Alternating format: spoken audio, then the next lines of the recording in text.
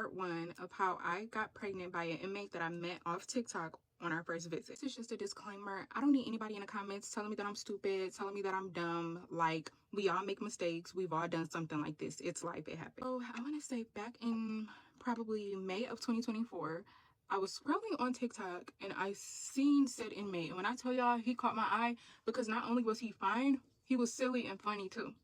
So I said, I'm gonna download this app and I'm gonna hit him up. This is the video right here, Pop. Trying to catch all these childish videos. After that time passed of us getting to know each other, us talking, going through the work, we decided that we were gonna be exclusive. We were gonna be serious. I really liked him. He really liked me, and it went on from there. So we were talking for about maybe 6 months before I decided to go and see him and get approved to get on his visitors list. And mind you, if you have anybody who's incarcerated in Ohio, you know that's a whole process of trying to be an approved visitor on somebody's list.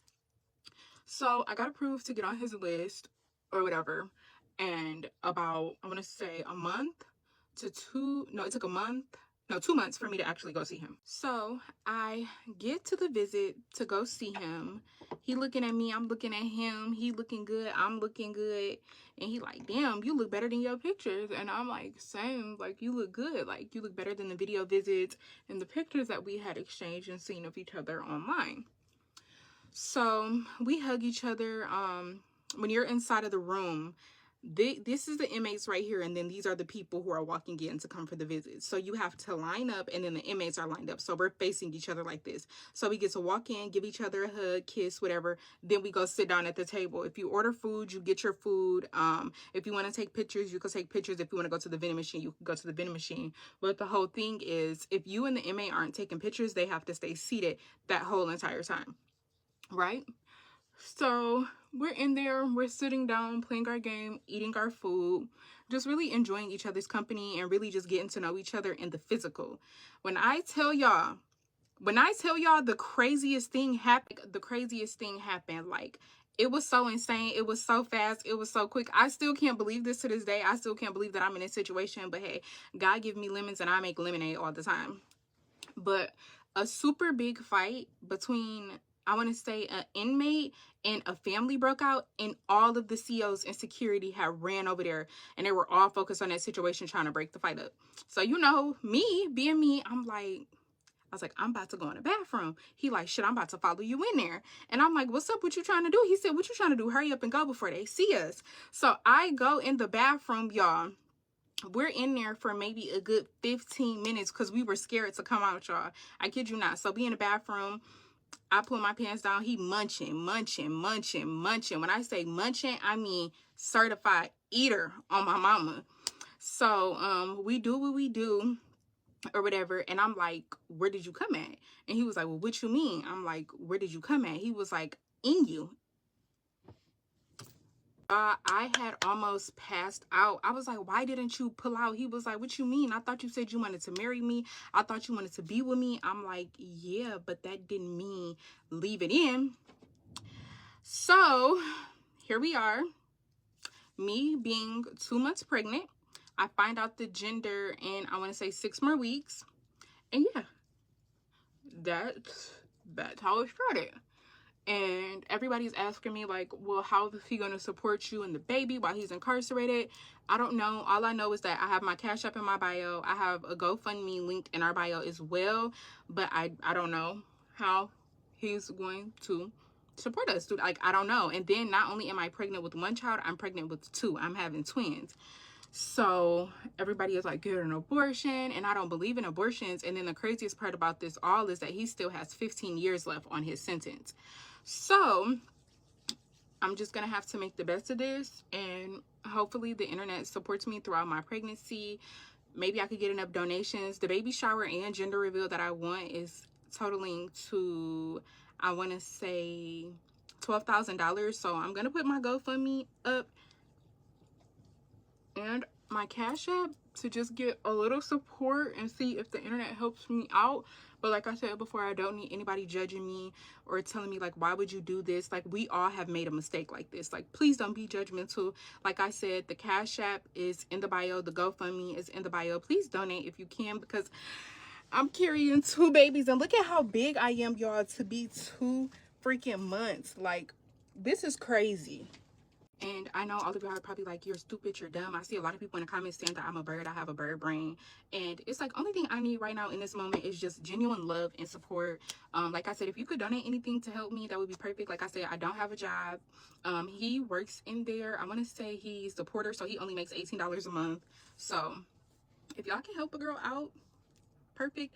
But if not, I get it. I know what I did is messed up. No, I'm not having an abortion. Like, I just don't believe in that, and it is what it is. And to make this situation worse, my family does not know that I'm pregnant by a man that's incarcerated. They don't even know that I'm pregnant at all. So I don't even know how I'm going to tell my family that's supporting me that I'm pregnant by somebody that's incarcerated with twins. I leave out the most important part. So when I tried to leave him, this is when he sent me boohoo crying. Like, look at this. Like, you please not give up on this, please. For real. I know I told petty lies and all that shit. I need you, Taylor, for real. I really love the fuck out of you. Everything in me. For real, I done fucked up. You feel me? Alright, bro. Mad at me. Damn. Don't leave me, for real. I love the fuck out of you. Then after that, I really didn't want to get rid of my babies. Like, who would want to get rid of their babies? After falling in love with somebody, meeting them, y'all have your interaction, you get pregnant, and then we did have like a little mishaps in between, and I told him I was gonna leave him. I was getting rid of the babies, like, you know, forget him. And he sent me that video, and that really made me feel like, I'm not getting rid of my kids, and I love my man, and I'm gonna marry him. And y'all have to stop judging me like y'all haven't did this before. Y'all haven't been in a situation like this before. This is crazy. Okay, this is part 7 of how I got pregnant by an inmate that I met off TikTok at our first visit. I see that so many people have so many questions. So I'm just gonna start from the beginning. Number one is, why did I get pregnant with him knowing that he had 15 years left? Y'all, I did not know that he had 15 years left. When I met him back in 2024, he told me that he was getting out in 2026. Why didn't I look it up? I don't know. I don't know how to look inmates up in Ohio. I didn't know how to do it at that time. Does that make me crazy? I mean, a little bit. Maybe I shouldn't have been talking to an inmate knowing that I don't know how to look people up. I didn't find out that he had 15 years left on his sentence until I want to say January, either, I think January 11th of this month. And that video where he was boohoo crying, that's because I told him I was going to leave him, because it's like, why didn't you tell me that you had 15 years left on a sentence and now here it is, I'm pregnant with babies? Like, why didn't you tell the truth from the beginning? Like, that's why he was boohoo crying, talk about, he messed up, everything else, please don't leave him. Like, I genuinely didn't know that he had 15 years left. He lied to me. Okay, hear me out. I think we need to talk about this situation honestly. I'm not even focused on the falling in love part or the visiting and intimacy. What really gets me is the decision to get pregnant by someone who has 15 years left on their sentence. That means when this child turns 14, their father will just be getting out. Let's think about the reality here. Raising a child is expensive. We're talking diapers, food, clothes, childcare, medical bills, the list goes on. Now you're looking at relying on government assistance and working jobs you may not want, all while raising a child completely on your own. Sometimes the mistakes we make could be avoided if we took a step back and thought things through logically instead of letting our emotions lead. He's incarcerated, you had unprotected sex, and respectfully, you don't look young enough to be making these kinds of decisions without thinking them through. I'm genuinely trying to understand the thought process here. If you agree with me, let me know in the comments. If you don't, please help me see what I'm missing. You've got to be so careful. You're out here trying to make a way for 2 infants without a job, and he's making $18 a month. That math just isn't mathing when it comes to diapers, formula, and everything else those babies need. I really hope your family steps up to support you when you tell them, because you're going to need help. Lots of it. Just make sure you're putting yourself and those babies first. Love is real, but love doesn't pay rent or buy baby essentials. You deserve a partner who's there for the 2 a.m. feedings, the doctor's appointments, the hard days, not just someone watching from behind bars.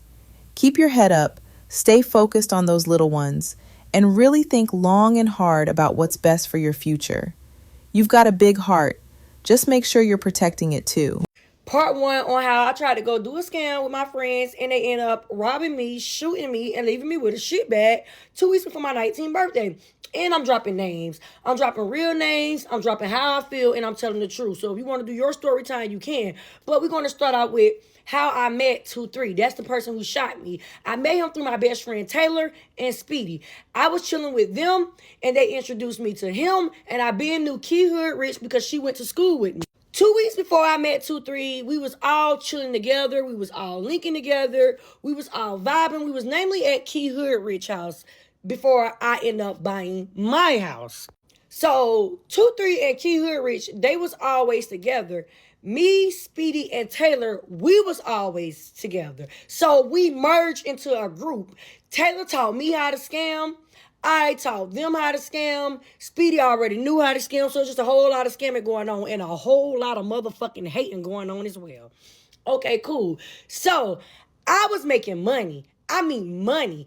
Every day I made $400-$500. I had them racks for real. Didn't know that the people that I was with was plotting behind my back whole time. I'm lolly jolly in their fucking face. Okay, y'all. So Key Hood Rich, she throws a kickback at her apartment complex off of Bluff Road. So me being me, I wanted to go. I'm 18. I want to be everywhere in the streets. And the party was lit. Everybody was there. SOA, everybody was there. Everybody I went to school with, that shit was lit. So that night we turned up. We had fun. Nothing really was out of the way that night. You know, it did take Taylor a long time to come or whatever. I got videos. I think I got a picture from that night as well. But the night was fun. Like, I was fucking with 2-3, Key Hood Rich, Speedy, all us. We was cool around this time. It wasn't no pressure. It wasn't no beef. But whole time, they was plotting from the jump about robbing me because I had the most money out of all of them. Didn't even know it was pressure about some motherfucking money because we was all getting money. So y'all know, like, when you like 18 and stuff, you stay the night at your friend's house. Like, y'all be together every day. I was with these people every day before they shot me. From the time I met them to the time I got shot, I was with Key Hood Rich, 2-3, Taylor, Speedy. I was with all of them, y'all. Literally, we was together every motherfucking day. Whether we was hitting a scam, we was hitting banks, we was hitting cards. I don't care, y'all. I'm putting it all out here. We was together every day before I got shot. Now listen, I took 2-3 to my mama house. Anybody I ever meet, I take them to my mama house. Cause what they say mama know is best. Y'all, I put this on my daddy. My mama told me something ain't right about that little boy. Don't have that little boy around you. He look sneaky as fuck. And he look like he ain't a motherfucking person to be around. Me being grown, thinking that I'm 18, my mama can't tell me what to do no more. I end up telling my mama, you can't tell me who to have in my car, who to have in my house, or who to be around. Because I'm 18 now. I'm grown. I did what you told you to do. You told me to give you that high school diploma, and I did that. So after I did that, I felt like anything my mama was telling me, you know? But I should have listened to my mom, y'all, because I kid you not. Ever since that lady told me that, it was flags leading up to me getting shot, leading up to me getting robbed, leading up to me finna have a shit bag because of the people that I trusted. You just met these people 2 weeks ago. How do you trust them so much? You know what my daddy told me? You got trust issues. A motherfucker won't know where I have my money at. A motherfucker won't know where I stay at. And a motherfucker damn sure won't know my next move. But I kid y'all not. They knew everything because I was with these people every day, literally. So I think 2-3, he had like a little bitch. So I ended up dropping him off to a little bitch house or whatever. Key Hood Rich, she ended up going her own way. I end up probably doubling back to my first love because, see, the thing about it was my first love never was fucking with them niggas. I was fucking with these niggas, but my first love always told me, don't fuck with them niggas. My first love even told me, don't fuck with them niggas. But I was still doing what the fuck I wanted to do. Come back for part 2. Part 2 on how I went to go do a play. My friends end up robbing me, shooting me, leaving me with a shit bag 2 weeks before my 18th birthday. So after my first love ended up telling me, like, I don't want you chilling with them niggas. Them niggas don't fuck with you. I feel like he fucking with you to get close to me. They some ops. So she did end up having a party, and I end up going to the party. Finna show y'all the picture of me at Key House at the party. This is me. This is Taylor. This is Key House. So after the party, I want to say like a day or two, I ended up moving into my house. So that's when I don't know if Taylor was there or what, but I know that I ended up hitting Key and 2-3 up. They was at their house or whatever, and I pulled up on them. I was chilling with them all day or whatever. I had made a few dollars, so I just wanted to chill. I went to their house. Shit, they was bored and they was tired of being at their house. I had the car, so she like, shit, maybe we should go to your house and let's make pasta. I'm not thinking nothing of it. Shit, let's go. So we end up going to Walmart, getting this stuff. We end up coming back to my house. Key in the kitchen, making food. I forgot that I left like $3,000 to $4,000 on the dresser because I had like a dresser in bed. I just didn't have no furniture. So everybody was in my room, Key and 2-3. So as me and 2-3 walking into my room, it's like $3,000 to $4,000 on the dresser. I was like, damn, I forgot to put this up. So he just sat on the bed, was in his phone or whatever, but I got to count it. As I'm counting it, I'm looking around, I'm looking at him, he looking at me. Didn't really think nothing of it. So I ended up putting the money in my first drawer. Around that time, like, we was really chilling, so Key was got done cooking, so shit, we started eating or whatever. But they ended up staying the night at my house as well. But I realized and noticed that 2-3 is never going to sleep. Like, I done dozed off, woke back up. Key done dozed off, woke back up, but 2-3 is still up. So I'm just thinking like, damn, why the fuck bro ain't going to sleep? Me and Key, we at the top of the bed, he at the bottom of the bed. Cause like I told y'all, I didn't have furniture, but I wasn't really thinking of it like that.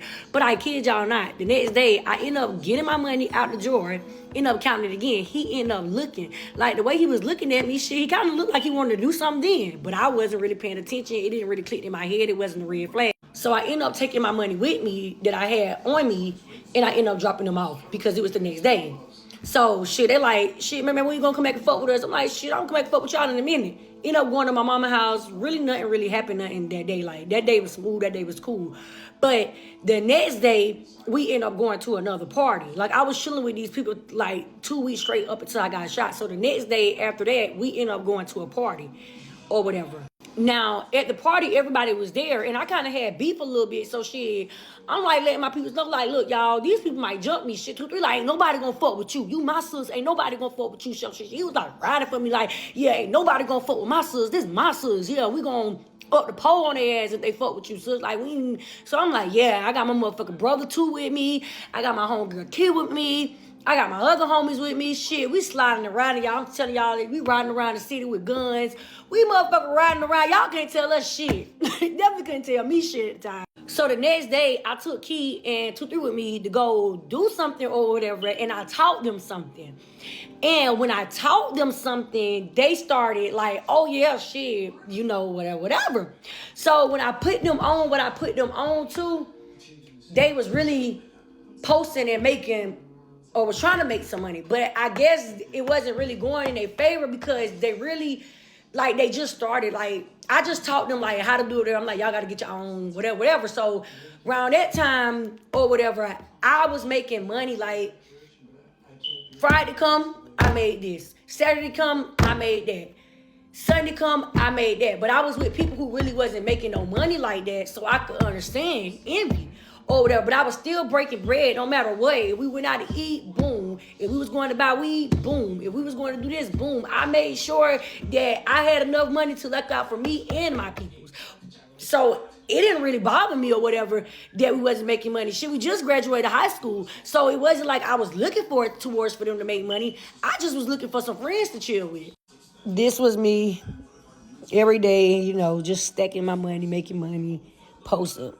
So around this time, like, I was posting my every move. I was letting everybody know, like, where I was at, what I was doing. So it really wasn't hard to know where I was at because I always posted on social media. And around this time, I was fucking with the whole city. I was fucking with 48, Bluff Road, North Main, 215, Broad River, 2 Nights. Like, I was fucking with the whole city. So I didn't really have beef, but I kind of had a couple bitches that really didn't fuck with me or whatever. And a couple niggas that really ain't liking me. But I really didn't have beef. So I was really fucking with the whole city or whatever. And a lot of people was telling me, like, hey, man, that nigga robbed his mama. That nigga stole pounds from his brother. That nigga did this. I'm like, shit, I ain't his mama. I ain't his brother. He ain't gonna do shit to me that he did to them. And that's a fact on my mama. We gonna die about it. So I was letting my homies know, like, I don't give a fuck what y'all telling me about this nigga. This nigga play with me. that's gonna be the day I show this nigga, yeah, you play with me, yeah, it's gonna be the day you play with me, and it's gonna be the day you gonna have to kill me, or I'm gonna kill you. So shit, I get it chopping it up. I pull up on Buddy like, hey, 2-3, man. A lot of motherfuckers saying your name bad in the streets, bro. And you know, I don't listen to what people say about people, but his name was fucked up out here in the streets. So I hit him up and we chopped it up. He like, man, sis, them niggas lying. I don't fuck with them niggas. I don't even know them niggas. Them niggas 30 years old. And they was like 25, 30 people who was telling me. So I'm like, yeah, they hating on Buddy. Buddy ain't on that shit. Buddy know who to play with. Buddy see what's going on. He see, I kept a strap on me or whatever. So I'm like, Buddy know what's up. Yeah, all right. He know who to play with. He know who not to play with. So he was just telling me like, man, listen, you don't gotta worry about that shit. Them people lying. So shit, I left it as that because shit, I'm the type of person is, yeah, bro, such and such said this about you. So yeah, what's up with you? So shit, after me and Buddy got to chopping it up and shit, I took him to his bitch house or whatever. We part ways, and so life for part 3. It seems like you were looking for friendship, but they were plotting on you the whole time. If she posts part 3, I'll include it in tomorrow's second video. But based on what she's been saying, scamming, making money daily, and moving through different neighborhoods where people are broke and desperate, it's clear what was going on. A lot of those people wanted the easy way out. They were too lazy to put in the work themselves. You said you taught some of them how to scam just like you did, but what you couldn't do was motivate them to actually go out and hustle. They'd rather shoot you than put in the effort to make their own money. You can't even say they were scared. They shot you 5 times and left you for dead. If I had to choose between theft and murder, I'd choose theft every time, because taking someone's life is on a whole different level. But yeah, you saw the red flags and chose to ignore them. I mean, the guy robbed his own mom and mother. What made you think you'd be any different? Especially when you're not even related to him. That's wild. I'm proud of you for making it through that and for moving differently now. But here's the lesson. Never fully trust anyone. I don't care who it is. 9 times out of 10, the people who'll snake you are the ones closest to you. So you've always got to stay alert, especially when you're out here making moves and gaining momentum like you were. Story time of how I found out my boyfriend of 2 years had 6 other relationships, including a wife with kids and with a man. One night we were together, I saw a message pop up in his phone under his mom, and it was saying some provocative stuff. So I went in the thread and found out that he was having a relationship with someone else. So I called her, and she told me that she found someone else on his phone. I called that girl, and she had told me that they were engaged. At this point, I had been on 2 phone calls with 2 different girls who had both been with my boyfriend the same time I was. I posted these calls, and TikTok, you guys, found out he had a wife with kids who had found out about another mistress who was pregnant. She had no clue about us. She just knew he had another relationship with a pregnant woman. So right now, there's 5 of us. And then I get reached out to, because the video had gone viral, by a man telling me they had been in a secret relationship. And he knew of another guy he was seeing at the same time. So right now, we're looking at 6 relationships, not including me, and not including all the Tinder dates he had been going on since he had an active Tinder profile and an active Grindr profile. Here's some more tea on my boyfriend that was seeing 6 other people the same time as me, including his wife with kids and a man. So first is that the car that his wife said he had isn't the car that he had with me, and his supposed fiance said he had a totally different car too. So he was using 3 different vehicles. Who knows where these were stored, but there were 3. He lied about his name to one of the relationships and said it was a completely other name. He had a trap phone that he would text me on. He was always on work trips. Come to find out, his job didn't even send him on work trips. He lied about his age to me. He said he was 22. He's 27. And I had just turned 18 when we started dating. So he had 2 Airbnbs that he would rent out consistently. And I think from what I gathered, he basically had it split. So like 3 of us were designated to one Airbnb, 3 of us were designated to another, and then obviously he had the house with his wife and his kids. One time my friend found him on Tinder under a different name, brought it up to him, and he said that was his estranged twin brother. And then when I asked about the age difference, he called me crazy and told me to drop it, and that I don't know what I'm talking about. He got me a necklace one time, and then it went missing, and I was super sad about it. Come to find out, he re-gifted it to one of the other girlfriends. This story is absolutely wild, and you know it had to be messy if even his mother is out here spilling his business. 9 Tinder profiles and Grindr profiles? Just imagine the mental gymnastics this man was doing, thinking he had the whole operation planned out perfectly. 7 whole people? At the same time? He wasn't just cheating. He was running a full-blown logistics corporation. You're telling me he had a wife, a pregnant mistress, 3 different cars, 2 Airbnbs, and a burner phone just for you? This man wasn't a boyfriend. He was a secret agent for the streets. And that estranged twin brother lie? That's some straight-up movie villain behavior. To look someone dead in the face, get caught on Tinder, and then call them crazy, that's gaslighting at its finest. And he had the audacity to re-gift your necklace to one of the other girls? That's beyond trifling. That's cheap and disrespectful. Honestly, I'm just glad all of you found each other, because when the village of women and men starts comparing notes, that's when the whole house of cards comes crashing down. He thought he was slick with his little Airbnb rotation schedule, but the internet moves way faster than his 3 cars combined. You are far too young to be dealing with a 27-year-old man who spends his entire life lying and scheming. Good riddance to bad rubbish, honey. You deserve a man who only needs 1 car, 1 phone, and 1 woman. Period. Let's do a story time on how I found out that my brain was falling out of my skull. Grab a drink, get comfy, because this is a very long story, thanks to my doctors. Drink of choice today is Shirley Temple Olipop.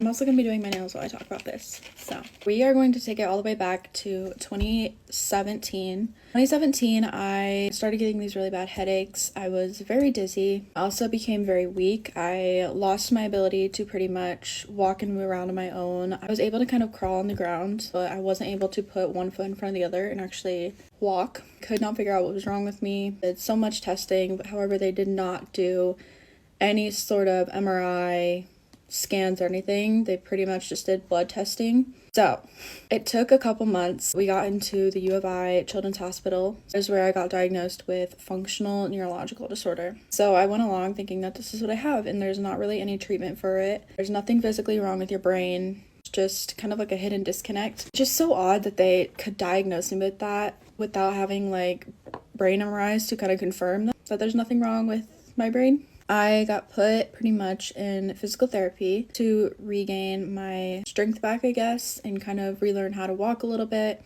I had a walker at this point, so I was able to walk around with a walker. Ended up being in physical therapy, I think, for like 2 months, and I really haven't had anything else happen since then. It was kind of just like a weird little like part of my life that happened till July of 2025. For July of 2025, I actually had a physical for my work that I needed to get done, so I went in.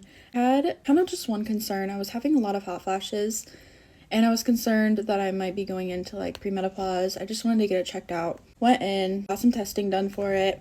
All of my blood work came back normal. After that, I was kind of just like, you know what, whatever. Like, it says, like, all the testing says nothing is wrong with me, so I'm going to believe it. I'm going to move on and deal with my hot flashes. Beginning of September comes around, and I've noticed I've started becoming, like, really dizzy in my head. Like, when I'd be driving, right here, it just felt like it was, like, spinning in circles. To get these headaches, my vision would kind of go out a little bit, so I was like, this doesn't seem normal. At this point, I had taken a couple of days off of work because I was feeling unwell enough that I couldn't go to work. So I called my doctor and asked if she had any appointments. She's a very busy doctor. She did not have any appointments until October. So I had to see a male doctor. So I went in September 15th, ordered some more blood tests, and then gave me a triptan for my headaches that he thought were migraines, but the medicine did not work at all. It made me feel miserable. I literally felt like I was having a heart attack on them. I was getting more and more miserable by the day. I just could not function. I was super tired. I just did not know what was going on, but I knew that something was wrong. And September 24th, I actually had an infected ear piercing. It was really gross. To urgent care for that, and they checked out my ear, and then they also checked inside my ears, and I had a double ear infection, which was just a crazy coincidence that they found that because I wasn't really feeling any pain in my ears. At this point, we were like, maybe this is my functional neurological disorder coming back. Maybe this is just like a flare up. But it just kept getting worse and worse, and we didn't understand why it decided to like present itself right now. We were just confused. So I brought this up to the urgent care doctor. He was a dick about it. He said, I don't know what you're talking about, pretty much. He literally made me feel like I was like mentally insane. But he told me that I should probably just go back and see the male doctor again since he had already been treating me for like the migraines that I had. So I go up to the front desk when I'm leaving that appointment and I schedule an appointment with the male doctor the next day. I made myself bleed. I'd missed like a week of work already at this point. I was just literally feeling like absolute shit. Went to the male doctor and I brought up my concerns about my functional neurological disorder. It's not really a known chronic illness, so he had no idea what it was. At this point, I started to become very, very weak. I felt like I had a weighted blanket on my body, like 24/7, just like holding me down. Well, I'm bleeding now, whatever. This is where they performed a strength test on me, and I failed it. He pretty much informed me that I should be seeing a neurologist because this is not his field. He doesn't really know how to treat this. And any neurologist around here, you either don't treat functional neurological disorder or the wait time was so long. We did end up getting a neurologist appointment for January. Now keep in mind this is still September, so I had a while to kind of figure out what the heck I was gonna do, dealing with it, like living with this for the next however many months until I even get into a neurologist. They also signed me up for behavioral therapy. It was pretty much a therapy to help me manage my symptoms. The male doctor kept telling me I needed to just tough it out and go back to work, and I felt miserable. I was like, I don't understand how you expect me to do that when I literally am getting worse and worse every single day. Okay, at this point, I'm still waiting to get into that October appointment with my original doctor. She's a girl. I think she's gonna help me out so much better. This thing is not gonna stop bleeding on me. Hello? It's October. Go in and see her. I started having like really weird like heart problems, just like really irregular heartbeat and like prominent heartbeat. I can't think of what's that called right now. She gets me a referral for a brain MRI and a cardiologist appointment. And I got an EKG done while I was there. I'm kind of one of those people that I'm like, this, like, bad stuff is not going to happen to me. Like, this is just not true. Like, this is not something that I'm going to have to deal with. Like, at the same time, I was also nervous, thinking it might be, like, a brain tumor. And I was, like, kind of freaking out about that. But brain MRI is very claustrophobic. You go into, like, the big tunnel, but then they also put a cage over your head. I have very bad anxiety. That's what I was mainly worried about, pretty much. October 20th, that is when my brain MRI was scheduled, 5 days from the original referral. I go into it, I'm just like, whatever. They gave me some Valium to calm me down because I was gonna freak out on them otherwise. The brain MRI ended up going very well. I would get results in like 2 to 4 days. 10 o'clock that night, I get a My Chart notification that my results are in. Literally saw the notification, I was like, this is so dumb. Like, literally nothing get me wrong. I open up the test result. At the very top it says findings CRE1 malformation. So I look it up. Doesn't make sense to me. I'm just kind of like, oh, whatever. Like, this is dumb. CRE malformation is when your skull is too small for your brain or your brain is too big for your skull. Vice versa. Tomato, tomato. You know, this is your spinal cord. This is your back of your head right here. Tonsils are too big and they're spilling out into the spinal cord pretty much. So to get diagnosed with it, you have to have 5 millimeters of seeping out of your skull into it. And I had 20 millimeters, which is insane to think about. I immediately look up all the symptoms and I'm like, oh my gosh. Yeah, this checks out. Like, I literally have like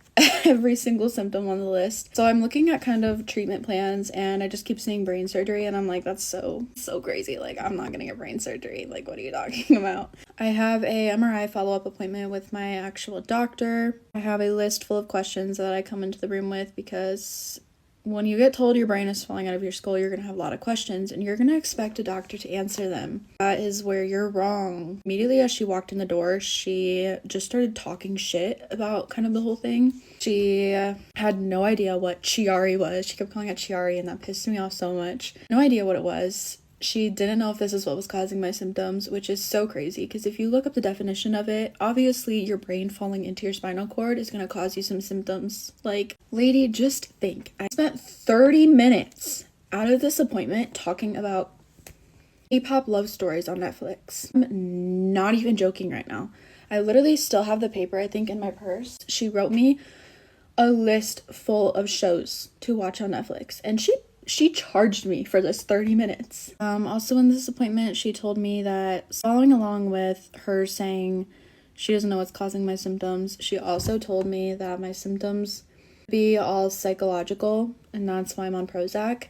Many people did not believe me when I told them this, but I actually recorded the doctor's visit, and I have it on recording, so. Because what an absurd thing for a doctor to say. I'm starting to have really bad neck and shoulder pain. Like, my neck and my shoulders were just aching so bad. So I told her this, and she was like, maybe you have a disc out of place. And I was like, no, lady, it's the Chiari. I decided to just listen to her, and I was like, you know what, yeah, maybe there's a disc out of place. Maybe this is just, like, you know, whatever. I also got x-rays done of my thoracic spine and my cervical spine. Those came back within, like, an hour. It said that I had, like, a slight curvage of my cervical spine, which can be caused by, like, tech neck and stuff like that, so that was kind of swept under the rug, just like whatever. But she pretty much orders a cervical spine MRI and says, get this done, yada yada yada. There's nothing I can do for you. You just have to wait until you see a neurologist in January. Cool. So we're still in the middle of October, and I'm being told I still have to wait till January to get into a neurologist. So it is October 30th now. Today I get my cervical spine MRI. Once again, I went to this appointment thinking, okay, nothing's gonna come out of this. It's gonna be pointless, but whatever, I'll just listen to her. Like, she's the doctor, right? She'll know better. It ended up being a very good thing that she scheduled this. It found a syrinx in my spinal cord. I have a syrinx from my C6 bone to my T1. Essentially, it's pretty much a pocket full of fluid, like a cyst in your spinal cord. It's not good. It does damage to your spinal cord. It's not good, okay? So after this, I'm like, okay, my doctor's gonna take me more seriously now. Like, I have a syrinx in my spinal cord. No, she still says I need to wait to see my neurologist. But we, having done our research, we realized that we need to be switching paths to see a neurosurgeon instead of a neurologist. And so I gathered a list of all of the neurosurgeons near me that take my insurance. I put their names, their address, their fax number, their phone number, everything in this message, and I sent her probably 8 neurosurgeons in my area and asked her to please send a referral over to them because they needed referrals for this. She sent one referral out, which thank goodness it was my top pick one because my gosh. So I called this neurosurgeon office and asked if they get the referral because I'm trying to get this appointment set up quickly. And they said that my doctor needs to call them, send the referral over. They can't do it just by fax. They need to actually talk to her. So I sent my doctor my chart message, and I'm like, hey, they need you to call. He responds back and tells me that I pretty much need to calm down, that this doesn't happen in one day. And I said, no, I don't think you understand. I don't care how busy you are, you're gonna give them a call. She's still refusing, so I give my neurosurgeon office a call back. They go into my chart, they look at the messages she's sending me, and they were furious, and so they actually gave her a call up themselves, which they don't typically do. Anyways, they secured the referral, and they called me back and told me that I can come see my neurosurgeon November 18th. November 18th, we travel like an hour and a half to go see this neurosurgeon. Went into this appointment once again thinking that everything was gonna be fine. I wasn't gonna need brain surgery. Like, that doesn't happen to me. This neurosurgeon pretty much walks in and is like, do you know what you have? And I kind of explained to him what my doctor said and how she didn't really know, but I've done my own research. He explains it to me, basically tells me how dangerous my syrinx is and that if it's not treated, it's gonna cause permanent damage. I could become paralyzed. literally all this stuff. So I'm like, he's like, I can't force you to do anything, but I'm gonna force you to get brain surgery. And literally, I was like, what are you talking about? The neurosurgeon was being very weird about it. He kind of made it seem like he wasn't capable of doing the surgery, so we were kind of iffy on whether we should be going to him or not. He had a very dry sense of humor, and it was kind of funny to me, so it made me like him enough to let him perform brain surgery on me. One thing leads to another, and he comes in and tells us that December 15th is the day that I'm gonna be having brain surgery, which I'm gonna live in La La Land for the next month until brain surgery. I head in at 6 o'clock in the morning, get put in my room, started to have a little bit of anxiety at this point, just obviously because, you know, it's getting a lot more real at this time. Come in and they give me, I thought it was called Versed, but I'm pretty sure they pronounced it Versed, I don't know. But my gosh, I barely remember a thing. My mom took a picture of me when they were asked to leave the room because they were going to wheel me back to the operating room. And she showed me it after surgery, and I literally was like, what is this? What am I looking at? Because I did not remember a single thing. I'm full on cheesing, like super big grin on my face. I have a hairnet on me. I don't remember them putting a hairnet on me at all. I vividly remember my anesthesiologist coming in before my surgery and talking to me, and he reeked of alcohol, and that made me panic, but I still went in with it. Whatever.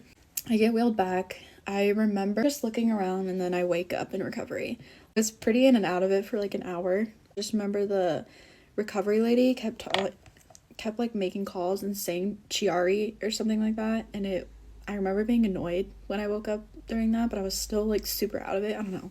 But then I get wheeled back into my room. I'm loopy as hell. I am sitting there waving at everyone like this. My mom walked into the room and I immediately demanded chapstick and my phone. I wanted it literally immediately. She didn't get to say hi to me. I just demanded. But yeah, that's kind of the story of how I found out and how I got brain surgery. So much hair you can't tell, but I have a soft spot like right here where it goes like an indent into my head. It's crazy that I wouldn't have found out if I would have listened to my doctor and stayed with my neurologist visit instead of going to a neurosurgeon like I was told.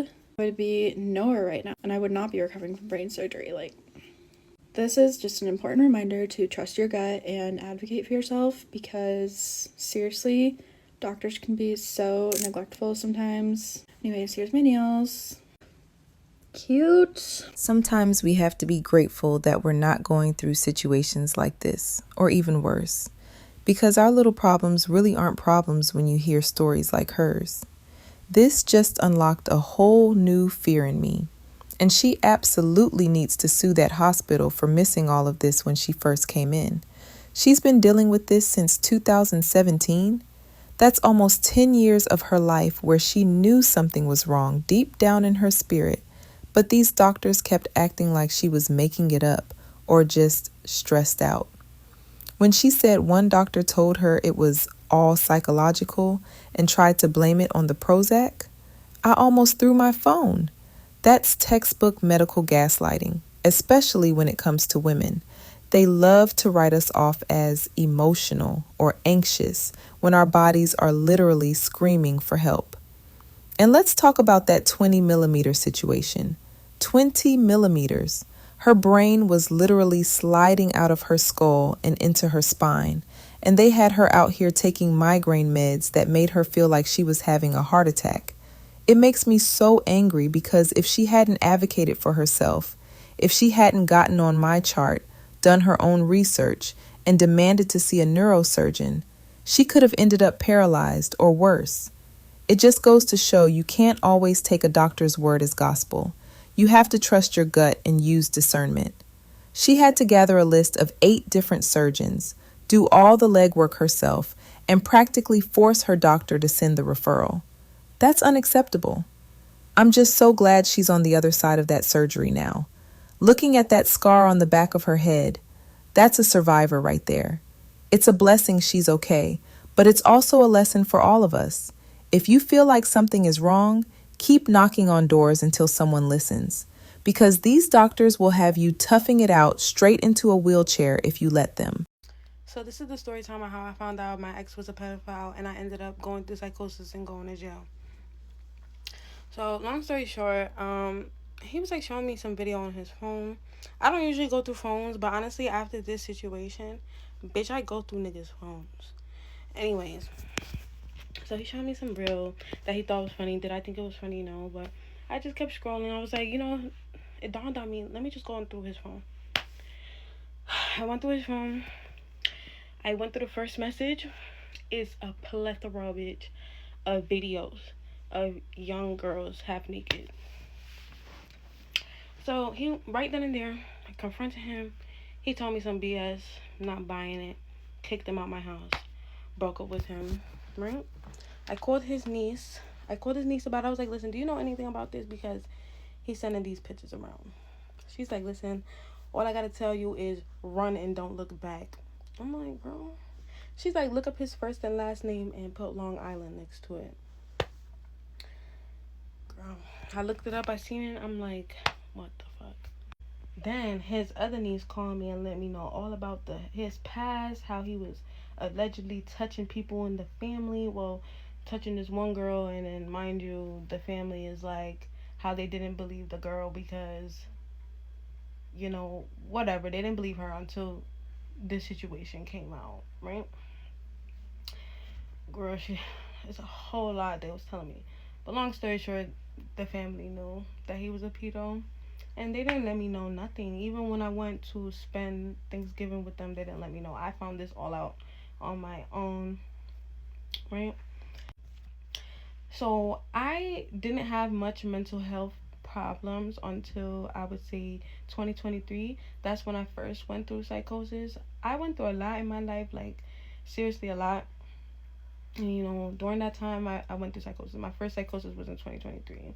So, ever since then, I've been trying to take care of myself as much as possible to make sure I don't push myself to the edge and don't go through psychosis again.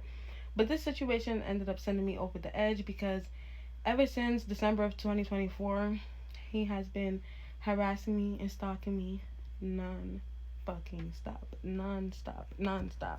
And these are all the fucking police reports. These are all of the police reports. Mind you, there's another article of him like fucking touching himself in a CVS pharmacy while we were together.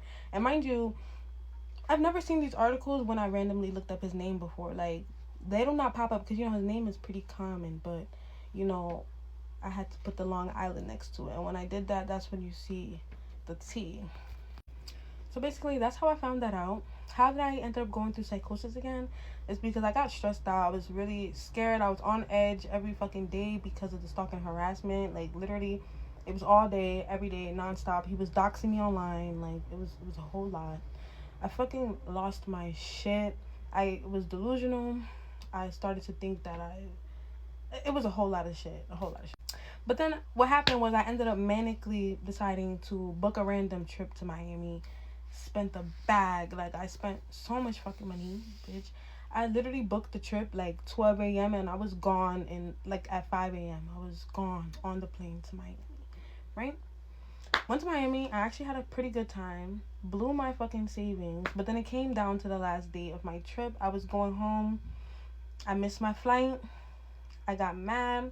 And instead of, trying to seek help, I decided to get in a fight so that I can go to jail and have a roof over my head because, I've been homeless before where my family hasn't helped me. So, I was not expecting help. And me personally, I don't ask nobody for nothing. Like, there's nobody in this fucking world who can fucking sit up here and tell you that I ask them for money.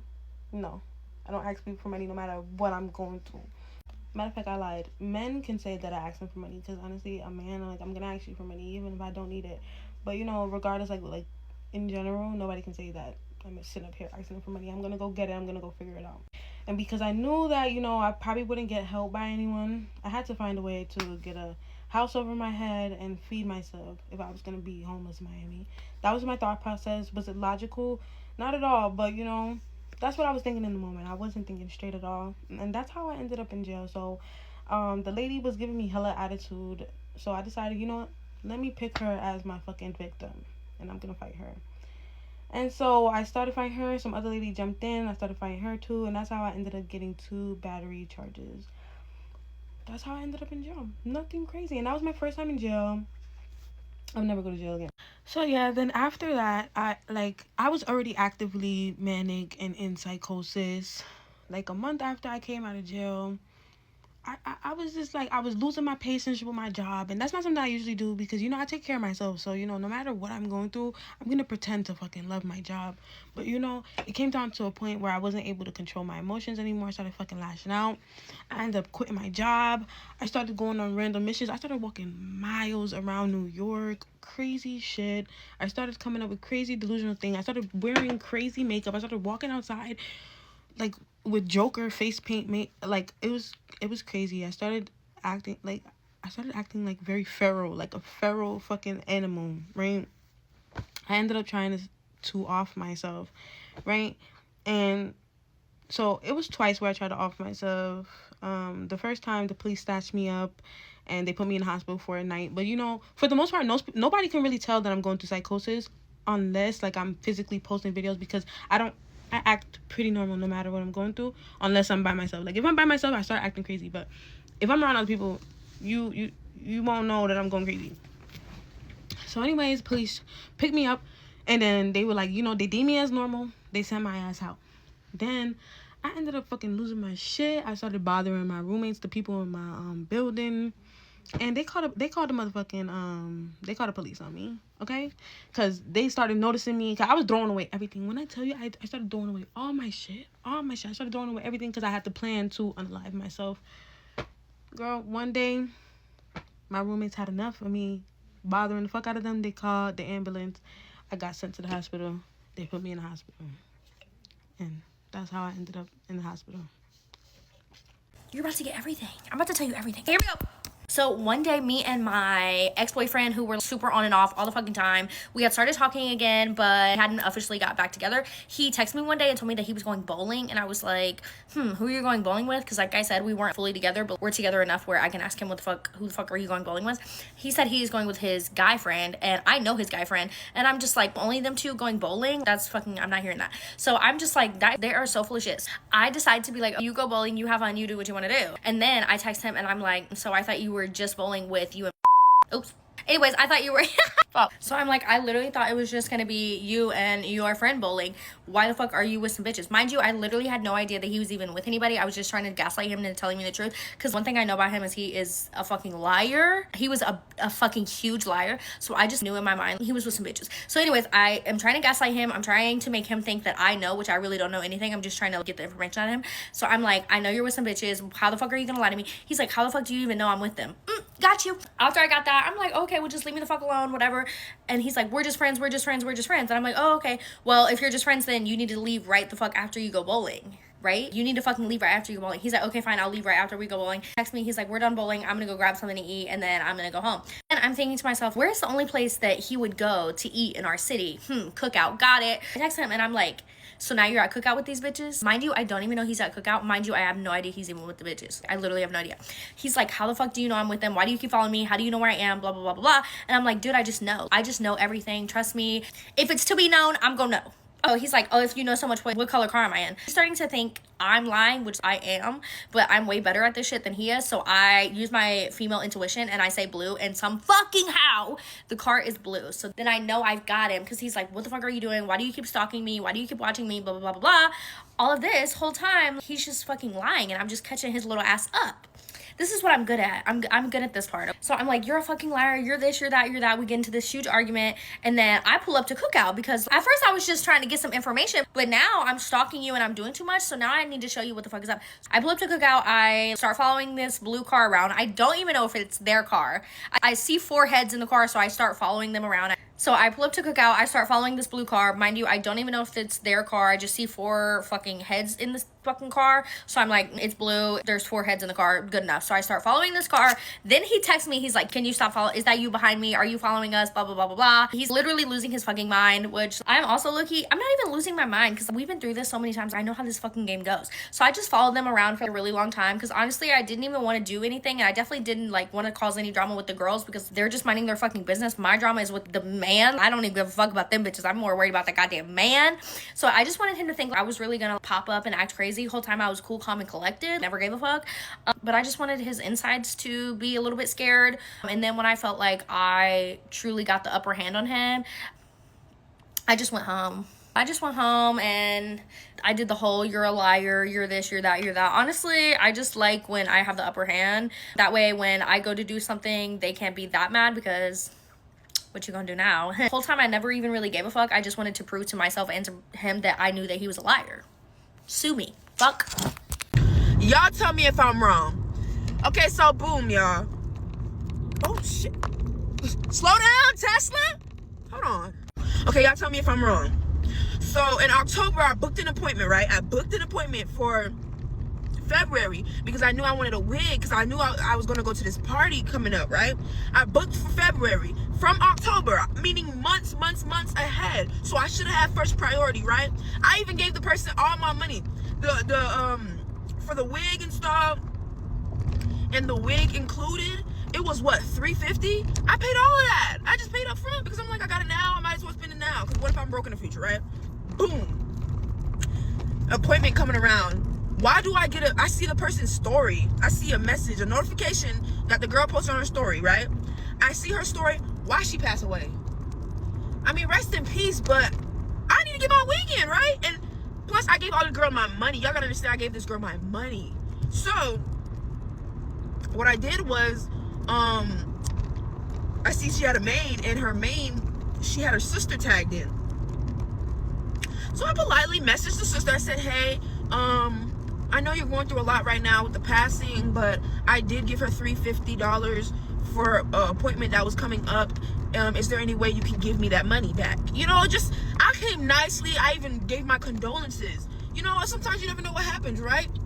Why these girls talking about how inconsiderate of you? I don't know anything about those $350. My sister's gone. I can't bring her back, and you're worried about money. My money's gone, and I don't got no appointment. So what now? Like I was just like, yeah, I get that, but I need my money back, and she gonna block me. But luckily, they got the address of the sister's salon.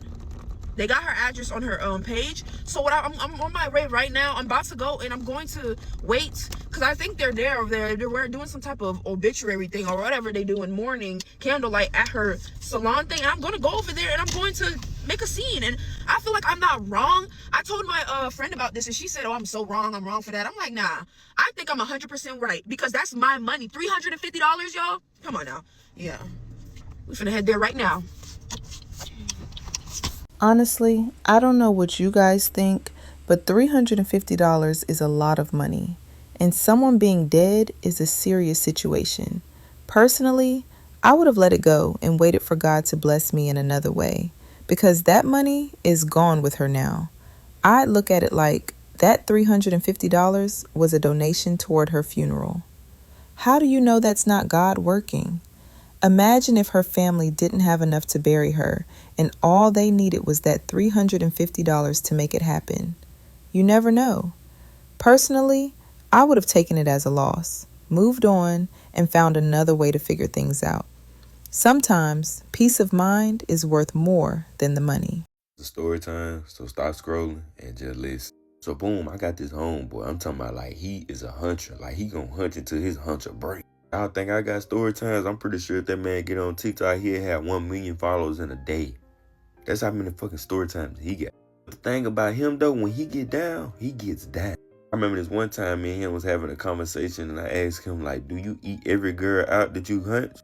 He'll say, is the sky blue? Then he proceeded to say, hey bro, listen, if you ain't eating every girl Nuna cat, then what's the point of hunting? Like it's literally a part of hunting. In my head, excuse me, I just farted, but in my head, I'm like, every girl. That ain't the craziest part. This man will hunt Chewbacca if Chewbacca had a big old ass. When I say this nigga ain't got no type, he is a broken keyboard. He has no fucking type. But boom, I'm not gonna y'all know me. I be traveling for some Nuna cat. I ain't gonna shame my game.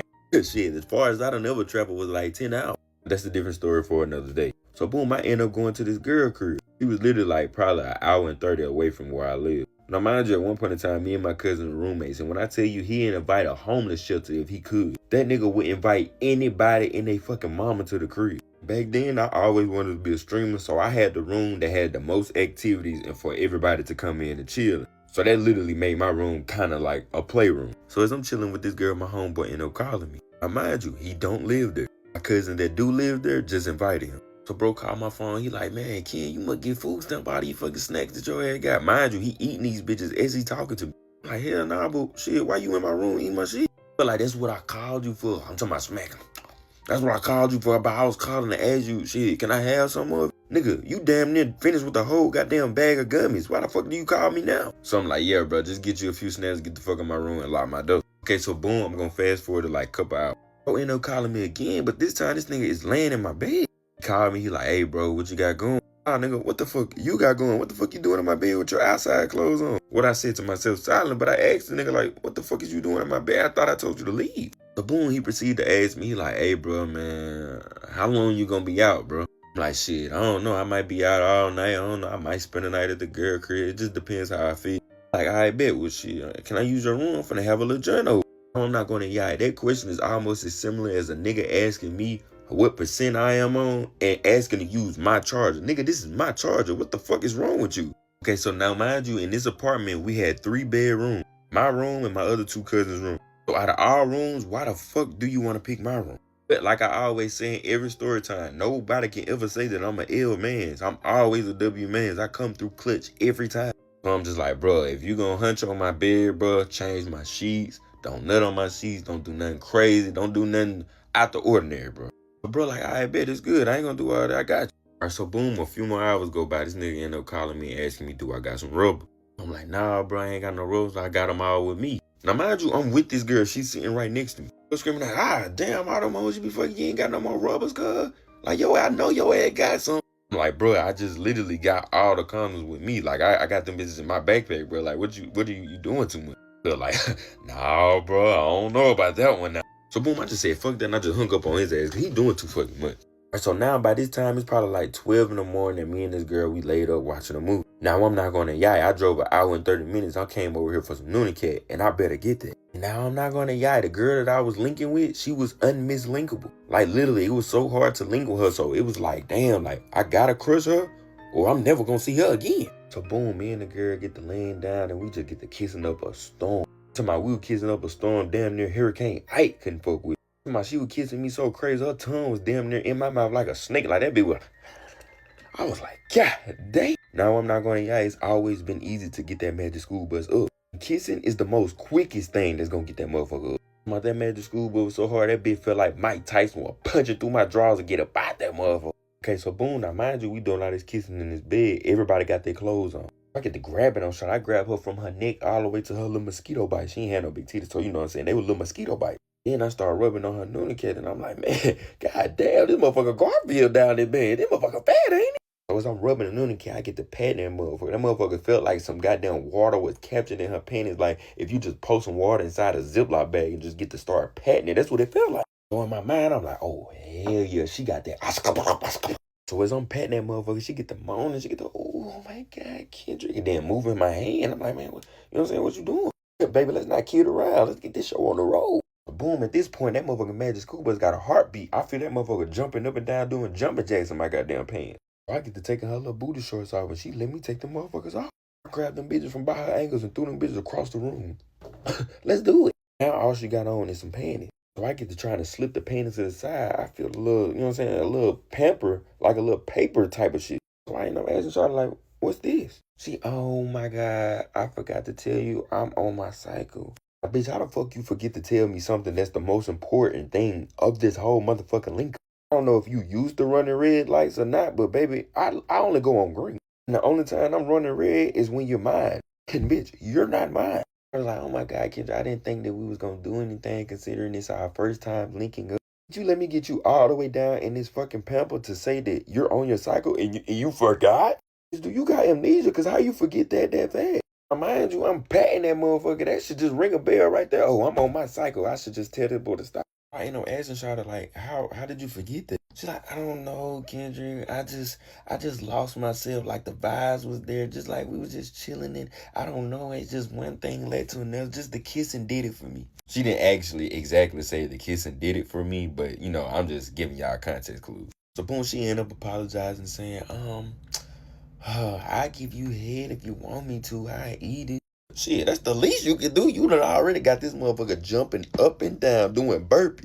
And the next thing you better be doing is eating that motherfucker till you burpee. So she pulled that magic school bus out, that motherfucker fling just like a damn sweat. That bitch said, that bitch stood up just like that. Mind you, I never sent her the magic school bus. So this literally her first impression of. I was actually trying to talk to this girl, so I wasn't really forcing the hunching agenda on her. She get, oh my God, Kendrick get so big. That bitch, whatever. Shut the fuck up and eat that motherfucker magic school bus. What I said to myself silently. Boom, she started eating that motherfucker. At first, it was okay. But then after a while, that bitch started feeling like a damn cheese grater. Like I started putting my magic school bus in the cheese grater. And that bitch like, man, what the fuck is you doing? You eating that motherfucker? Literally. I'm not gonna lie, I'm kind of like on a blunt side. So I was just asking her, like, man, do you know what you doing? Cause you scraping my shit. She's like, oh my God, I'm so sorry. I really usually don't do this. We just go tell that lie to somebody else, bro. I know you eat that motherfucker. You might not know how to do it, but I know you eat that motherfucker. So she ended up stopping and we just started laying there. So I ended up texting my homeboy. I ended up telling him I'm finna get ready to come home, bro. I ain't getting no response. Boom, as we laying down, I end up setting my phone alarm, but I put my alarm sound as the ringtone sound, so it sound like I'm getting a phone call. So I end up answering the phone, pretending like somebody called me and I gotta leave immediately. Boom, gonna fast forward, I left her crib and never linked her ever again. We speak to each other when we seen each other, but I never tried to link her again. Like, I don't want no damn head from nobody with no shark teeth. So boom, as I'm driving home, mind y'all, the drive is an hour and 30 minutes away. So the whole way I'm driving home, I'm blowing up my homeboy phone. To my no answer. Then again, I end up remembering, like, damn, I forgot this nigga had company. So, like, what I'm gonna do now? So I end up calling both of my cousins that live there, and I end up asking where they at. They end up telling me that they had some event, not event, like a club, function, something like that. I'm like, you know what? Fuck it. I'm just go in one of their rooms, and I'm gonna just go to sleep in their room. All right, so boom, I'm gonna fast forward. I make it to the crib. I walk in my door. I'm unlocking the door. So as I'm walking in, I hear, I'm gonna take you down. I really wanna take you down. Y'all know that Chris Brown shit. So I'm like, cub beating some shit up in my room. So as I'm getting closer and closer, I hear, ooh, yeah. From the sounds of that making, I'm like, man, you know, cub, and that be getting ate up. Then I start hearing, like she got damn slurping noodles in that motherfucker. I end up going to my cousin's room and saying, fuck it, I'm just gonna mind my business. But then the noise start getting weird. It's like, ooh, shit. That feel good. Like, it's from him, though, the nigga. So instead of minding my business, I start wanting to mind his business. Like, what the fuck going on to that motherfucker? If she eating that motherfucker got you doing all that, let me come try that motherfucker. So I go to the door and end up cracking the door a little bit, and I'm looking in the door. My homeboy literally tooted up, got his legs in the air like he was a missionary getting his behind ate. Mind you, this is one of the freakiest homeboys I got, but man, I didn't know this nigga was that freaky. I'm talking about literally, you would have thought he was the girl and the girl was the boy the way she was eating that motherfucker. I don't know if she got tired in that one position, but he ended up getting up and getting on his knees and she started eating that motherfucker from the back. Like, oh yeah, it's too much for me. Let me just go back to the room and just mind my fucking business like I was supposed to in the fucking beginning. But boom, I end up going to sleep. And I end up waking up to a loud boom.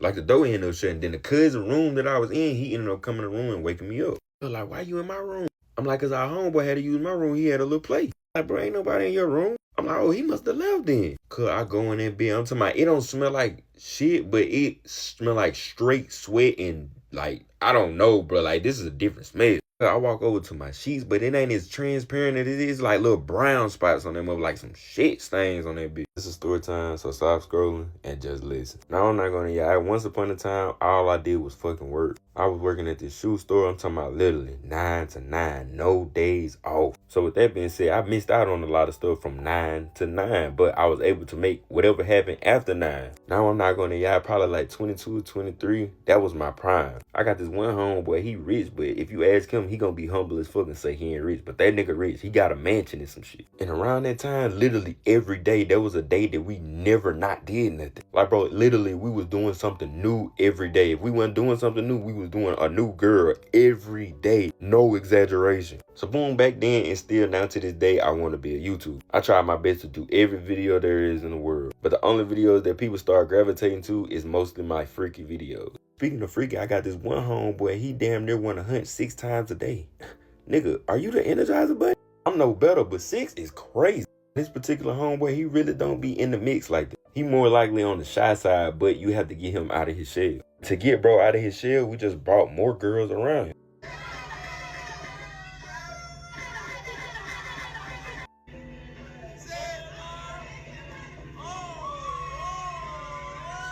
So boom, one day I'm at work. Probably like 8 o'clock, I end up calling my homeboy, the one I just showed y'all in the video. I end up calling him and asking him like, bro, we gonna do a YouTube video today? Now I'm not gonna, I don't know if this nigga supportive or he just wanna be the star of the show. Like, I done put him on plenty of blind dates. I done put him on plenty of videos that had anything to do with girls. He love it. He be on my ass every time like, bro, you need to post. Like, we need to get some girls. We need to go do a new video. We need to get active. I'm like, bet, it's good, bro. We gonna do a video when I get out of work. All right, so boom, when I got off, we ended up doing a spinning wheel video with a couple more girls. Video went good, but it didn't go so good for my homeboy. I'm gonna show y'all that in another video for another day. Type Black Eyed Peas if you want that video. Damn near y'all get the gist. Like, I'm always doing YouTube videos. We having fun like that. All right, so boom, another day I end up going to work, and then I called my homeboy again. I told him, like, let's do another video. Okay, bet, it's good. Like, who the girls you gonna have this time? I'm like, I don't know. We just gotta go find some. Boom, I'm gonna fast forward to the next day. I end up coming to their crib to another girl. And that girl was there for my homeboy. My shy homeboy, he like, man, this the girl you gonna want me to do a video with? I'm like, nah, bro, she ain't for me. She for our other homeboy. Mind you, this girl that walked in, she really pretty. So my shy homeboy, he like, man, Ken, see if you can get a video done with her. Like, I bet I try. So boom, I end up asking her to do a video, and she open to it. She just want to do a video. Boom, we end up doing the video with her. Then she just started hanging around us like almost every day. Like, she really a cool ass person, but she was fun, like white girl fun. Like, she'll do like anything to have fun. Boom, we start hanging with the girl almost every day. Like, she started coming around doing YouTube videos, just hanging around at this point. Shit, she started hanging around so much, she started inviting her own friends. Mind y'all, I work 9 to 9 almost every day.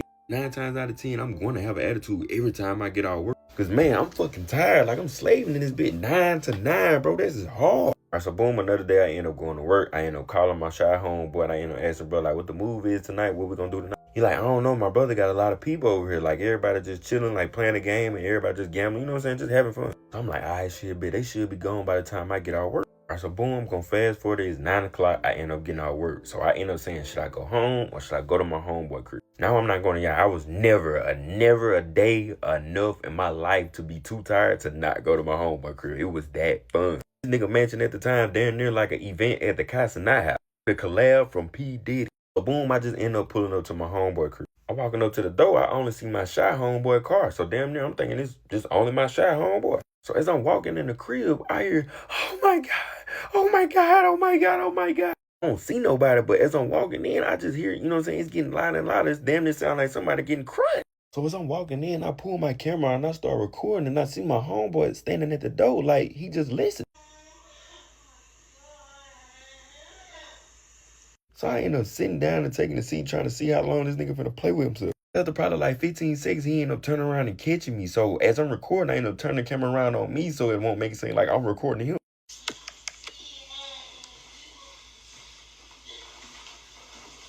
So as I'm looking down, this nigga spawned in front of me like the fucking Matrix.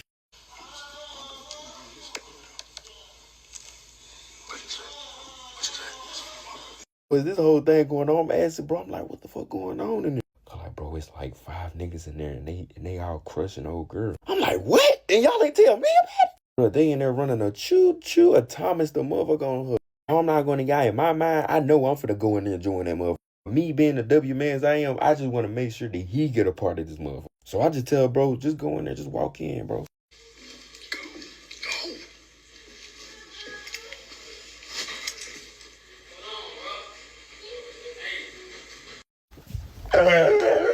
So they end up stopping him at the door, and they end up asking him like, bro, do you got some rubber? Shy homeboy end up saying, oh hell nah, boy, I ain't finna give you no rubbers, and you finna crush her, and I ain't finna crush her, boy, you got me fucked up. But my shy homeboy end up walking off. Boom, gonna fast forward to me and my shy homeboy end up going to the room and just chill. So after a while, they end up getting done with their event. So I end up walking in that bitch. I'm looking, I'm like, man, this girl look familiar as fuck. I'm like, oh my God, I know her. I'm like, girl, where have you been? She's like, OMG, Kendrick, how have you been? I'm like, I'm good, man. Like, this, that, and that. We just started catching up. I'm not gonna lie, this happened out of nowhere. This happened like on some PH type of stuff. I ended up telling Charlotte, like, I always been wanted you, man. Like, I don't even know why you was playing. Like, yeah, you right, but that was in the past. But what's stopping you from wanting me now? Now, I'm not gonna that magic school, but start shooting like a shooting star. I go ask my shy homeboy to give me some rubbers, and he give them to me because, you know what I'm saying, he fuck with me. Then again, at the same time, I'm thinking he just gave them to me because he thinking he finna get some of this Noonie kid too. So boom, the same dudes that was in the room before me, they end up coming back because they end up they wasn't hitting her the whole time. They wasn't crushing her the whole time. At this point, I'm the only one crushing, but the dudes in that bitch, they like surrounding in that bitch. It's probably like 2 or 3 or 4 dudes in that bitch. I don't even think it was 4. I probably think it was like 3 or 2. The main dude who was crushing her before, he ended up leaving. You know what I'm saying? He said he didn't want it no more. So leave it up to KTJ. I'm gonna make her day. I go in that bitch, start buzzing her. Blah, blah, blah, blah. Now I'm not gonna lie, that motherfucking Noonie cat was so deep, that bitch was like a sunken hole. Now as I'm crushing her, she screaming louder than she was in that video. Baby, if you don't shut that bullshit, I know you don't feel this motherfucker made to school, but what I said to myself silent, but I'm in that bitch. I'm talking about busting her clean up. No exaggeration, cause I started busting her up for 30 minutes straight. No breaks, no nothing. Probably by minute 15, one of the dudes started catching the drift. Like, man, this nigga ball hogging the ball. Oh, yes, indeed. Boy, I'm Kobe Bryant. So now it's just literally 2 dudes in there. Me and another dude. But this whole entire time, this nigga sitting in the corner like this. Like, bro, when is you gonna make your move on? Come your scary ass on so I get up out this motherfucker. I end up motioning cuz like, come on, bro. Cuz try to pull his little AAA battery out. And she end up saying, I just want Kendrick. Okay, baby, you ain't gotta say nothing but a word. I powered up again like I was a goddamn energizer button. Started crushing again. The dude started trying to try again. He ended up just coming and put his little AAA battery in her mouth, and she just started eating that motherfucker. And me, I ain't gonna lie to you, I really ain't into all that. You know what I'm saying? Dude in the same room with the, I ain't into all that. So I end up just, you know what I'm saying, letting him have it. So I end up walking out, and my shy homeboy still is at this fucking door. So I'm like, bro, just go in there and try your luck. Bro, I ain't getting no Noonie cat. Matter of fact, the girl stopped the whole show after I left. After that, I ended up crushing her again, but it ended up being on some drunk nasty stuff. If y'all want that story time, just let me know. Any questions? This story took a turn I honestly didn't see coming. No pun intended. But nah, how do you catch homeboy on camera at the door like that? And then he just walks near you like nothing happened? That was absolutely wild. But shout out to homegirl. She's a real life soldier. 7 to 8 guys waiting their turn, and she even went back into the room for round 2 after the first session. That's next level stamina, I guess. That was a crazy story. I just hope nobody caught anything and everyone stayed safe, because that situation could have gone left real quick. Honestly, after going through all these stories, a few things really stuck with me that I keep thinking about. First off, trust your gut when it comes to your own body. That woman with the brain issue who dealt with doctors dismissing her for almost 10 years, that shook me.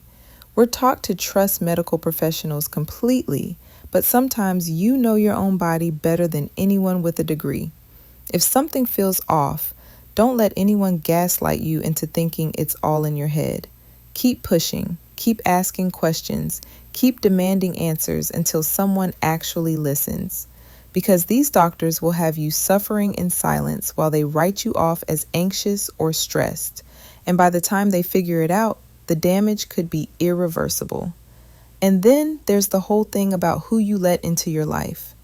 That guy juggling 7 people with multiple cars and Airbnbs, or those friends who ended up shooting someone 5 times. It's wild how the people closest to you can be the ones plotting against you. I learned that motion attracts both opportunity and snakes. The more you're doing for yourself, the more you gotta watch your circle. It's not even about being paranoid. It's about being smart and protecting your peace. 9 times out of 10, the betrayal comes from someone you broke bread with, someone you trusted. That's just the reality. What really hit different was that adoption story, though. The idea that systems we're supposed to trust, whether it's hospitals, orphanages, whatever, can sometimes be the most corrupt is terrifying. And those adoptive parents keeping that secret for years? Man, lies don't protect people the way we think they do. The truth always comes out eventually. And when it does, it hits 10 times harder than if you'd just been honest from the start. That girl grew up thinking she was unwanted when really she was stolen. That's a pain that didn't have to exist if people had just done right by her from the beginning. I guess the biggest thing I'm taking away is that emotional decisions can cost you your whole future.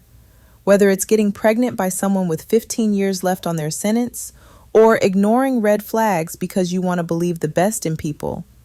Thinking with your heart instead of your head can put you in situations that are nearly impossible to get out of. Love, loyalty, hope, all that stuff is beautiful, but it can't be the only thing driving your decisions when there's real consequences on the line. You got to ask yourself the hard questions, like, what's the actual plan here? How is this going to work in real life, not just in my feelings? Because feelings fade, but bills don't. Responsibilities don't. Consequences don't. And another thing, sometimes letting go is the smarter move. Like that situation with the $350 and the funeral. Yeah, it's your money and you have every right to want it back. But is it worth the stress? Is it worth the guilt?